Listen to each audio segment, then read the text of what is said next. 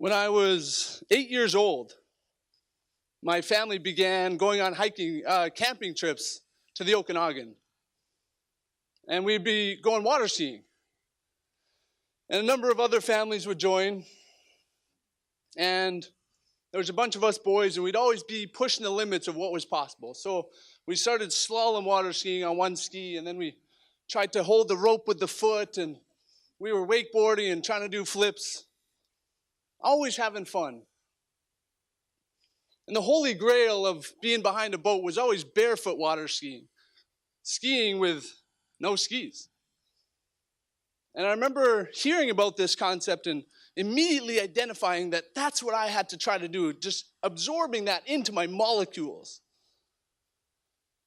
And a family friend mentioned a way to do it because we were saying, how do you do that? And he said, you can go on a slalom ski and plant your foot and jump out of the ski, and there you are, barefooting.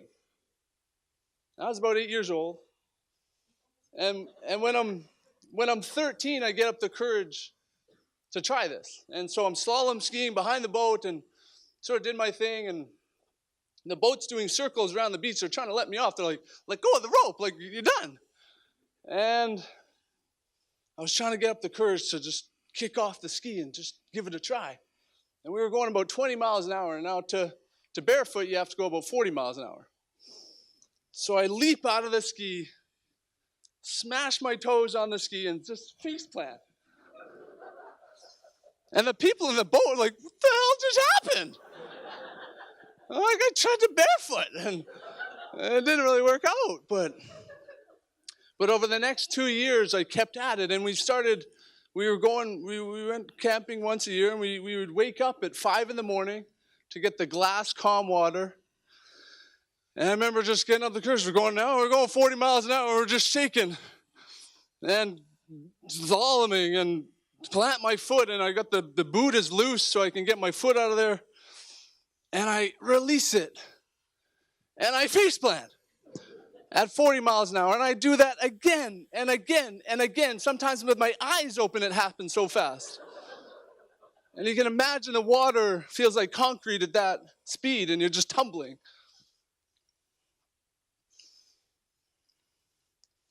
But then this happened.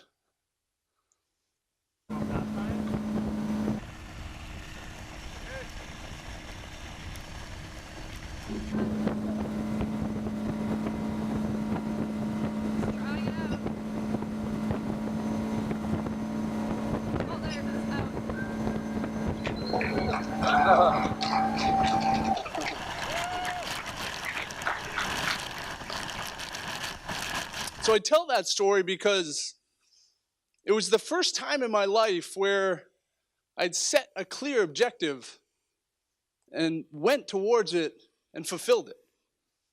It was goal setting before I knew what goal setting was. And it was this process of just setting a very clear objective and putting your head down and enduring the pain and the struggle and the challenges along the way, and either sometimes succeeding, sometimes failing, but learning from that process and then just repeating it with other things. And I went on to do this in hockey, eventually playing junior A hockey. Did it in school when I had no right to be in SFU business with my high school grades.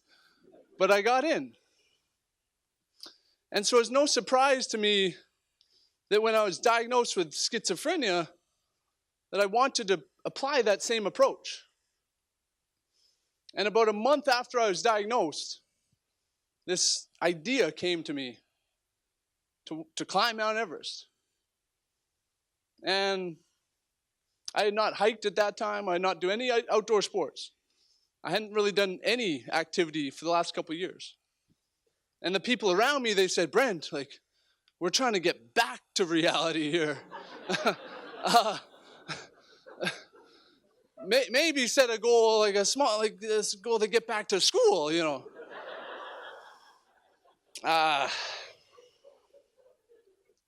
And over the next few years, I started working towards that goal because I wanted, again, to be an example of myself, showing people that they could overcome these struggles. And it was something so tangible that doesn't exist in mental illness. Mental health is vague. Mental health is undefined. What does recovery look like?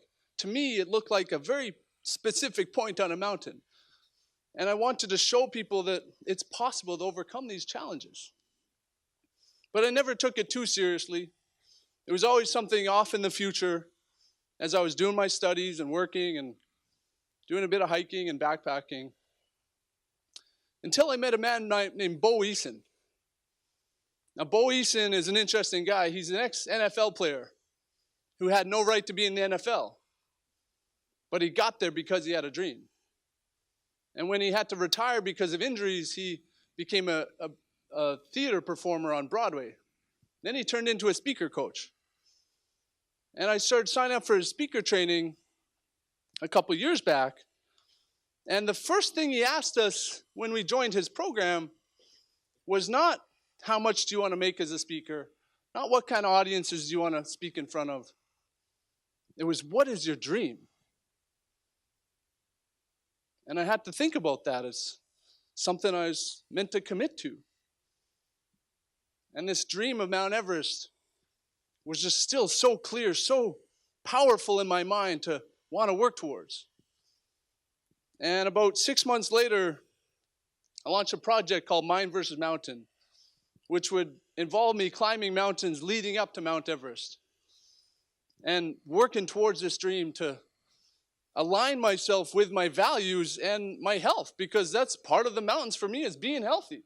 Why not set goals that maybe inspire people, but they inspire myself? They make me feel excited. Something I care about, something that is a good excuse to be healthy and well and happy and energized. And so that was the climb of Aconcagua in South America last January, Denali, and now moving towards climbing Mount Everest in a couple years, working towards that goal. And a lot of people have discouraged me from that goal. Mike and Sam are actually people that have been by my side, encouraging me, supporting me towards this goal for a long time now. But I remember a conversation with a guy named Michael Schrader. Anybody know Michael Schrader? A few of you. He rode his bike around the world for mental health a couple years back, and he does an annual ride called Ride Don't Hide now, raising millions of dollars for mental health. And he said, Brent, we're having a couple beers. We should probably be having juice, but we're having a couple beers. And he said, Brent, do you know the worst case scenario of your project to climb Mount Everest? I said, yeah, I die. And he said, no, that's not the worst case scenario. He said, it's if you quit.